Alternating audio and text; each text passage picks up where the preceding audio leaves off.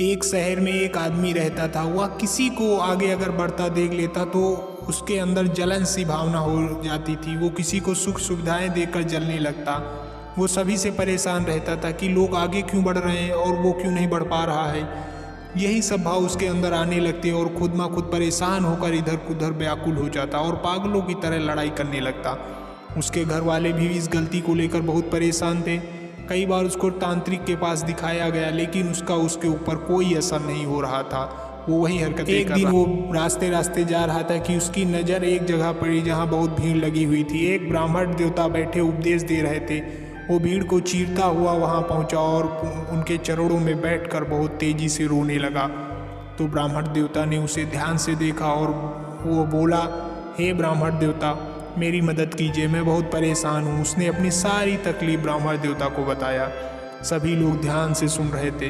तभी ब्राह्मण जी ने कहा कि कम से कम आपको 2 दिन मेरे पास रहना होगा, तभी इसका इलाज हो पाएगा। उसने कहा, ठीक है स्वामी जी, मैं आपके चरणों में रहूँगा, लेकिन कैसे भी मुझे इस कष्ट से बाहर निकाल दीजिए। मैं बहुत परेशान हूँ, मेरे घर वाले बहुत परेशान हैं, अक्सर फालतू में मेरी लड़ाइयाँ हो जाती हैं, बाद में मुझे पछताना पड़ता है। ब्राह्मण देवता ने कहा, ठीक है बच्चा, तुम परेशान न हो, अब तुम मेरे साथ रहोगे। मैं कैसे दूसरों के साथ व्यवहार करता हूँ और दूसरे मेरे साथ कैसा व्यवहार करते हैं, यह सब तुम्हें देखना होगा।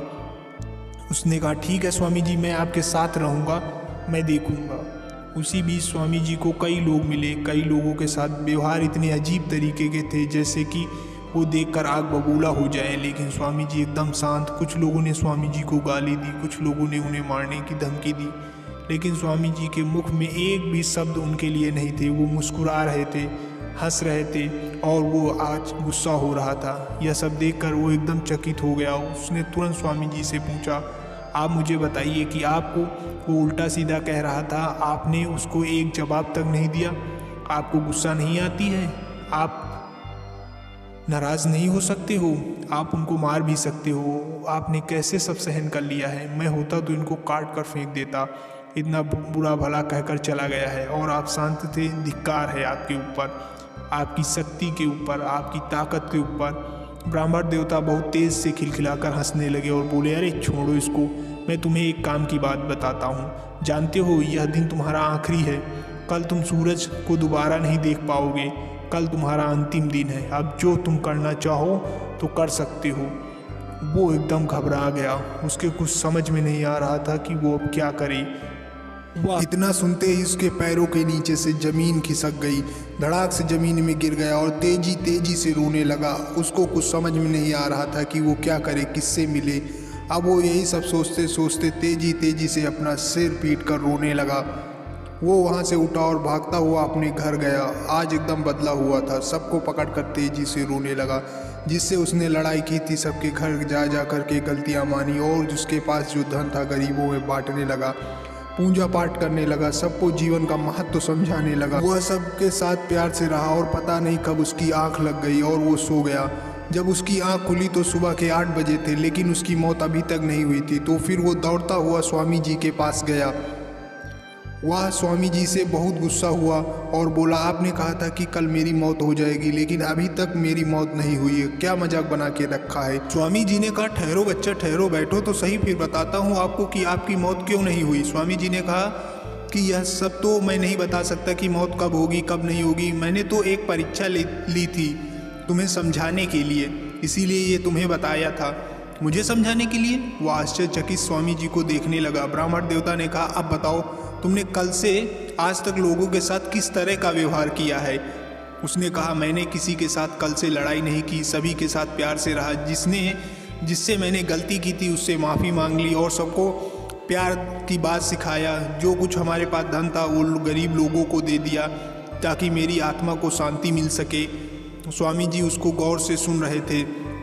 स्वामी जी ने कहा, बहुत बढ़िया, लेकिन तुम्हें पता है कि तुमने ये सब किस वजह से किया है? किस कारण से यह सब करने के लिए तुम तैयार हो गए और तुमने बखूबी इसको किया भी है? उसने कहा, हाँ मुझे पता है। तो स्वामी जी ने कहा, बताओ। उसने कहा कि अरे स्वामी जी, मेरे सर पे मौत खड़ी हुई थी, मैं क्या करता? मुझे जो समझ में आ रहा था वही मैं करता रहा था। हमको तो समय भी कल का कम लग रहा था कि मैं सब कुछ कैसे कर सकूं जो मैं सब चाहता हूं। स्वामी जी ने कहा, यही बात मैं तुमको समझाना चाहता था। स्वामी जी मुस्कुराए और धीरे से थपकी सर में दी और बोले, बच्चा, यही तो बात मैं आपको समझाना चाह रहा था कि मौत का डर हमें होना चाहिए ताकि हम अपने अच्छे कर्मों को अंजाम दे सकें, अपने अच्छे कर्म कर सकें, लोगों को कष्ट न पहुंचाएं। वो ध्यान से स्वामी जी की बातें सुन रहा था। ये मौत का डर ही था जो आपको कल से आज तक अच्छे कर्म करने के लिए मजबूर कर रहा था। आप अपने आप ये सब करते जा रहे थे क्योंकि आपको डर था मरने का। मरने का डर सबके अंदर होना चाहिए। स्वामी जी ने कहा, अब आप खुद से सोचो कि अगर यही डर पता रहे तो हम कभी बुरे कर्म नहीं करेंगे, कभी किसी से झगड़ा करेंगे नहीं। हम आज जीने की पूरी कोशिश करेंगे क्योंकि मौत का पता नहीं कि कब आ जाए। इसीलिए ये डर अपने अंदर रखना बहुत ज़रूरी है। अब उसको पूरी बात अच्छे से समझ आ गई थी कि स्वामी जी उसे क्या समझाना चाह रहे हैं। उठा, स्वामी जी को प्रणाम किया और खुशी खुशी वहाँ से चला गया और अपना जीवन खुशहाली से जीने लगा। दोस्तों, हमें इस कहानी से यह शिक्षा मिलती है कि हमें अपनी मौत को कभी भूलना नहीं चाहिए। वो एक निश्चित है और वो कब आ जाए किसी को पता नहीं। इसीलिए हर रोज़ अपना बेहतर जीने की पूरी कोशिश करना चाहिए। दोस्तों, अगर कहानी अच्छी लगी हो तो लाइक शेयर सब्सक्राइब कर दें ताकि ऐसी कहानियाँ आपको मिलती रहें। धन्यवाद।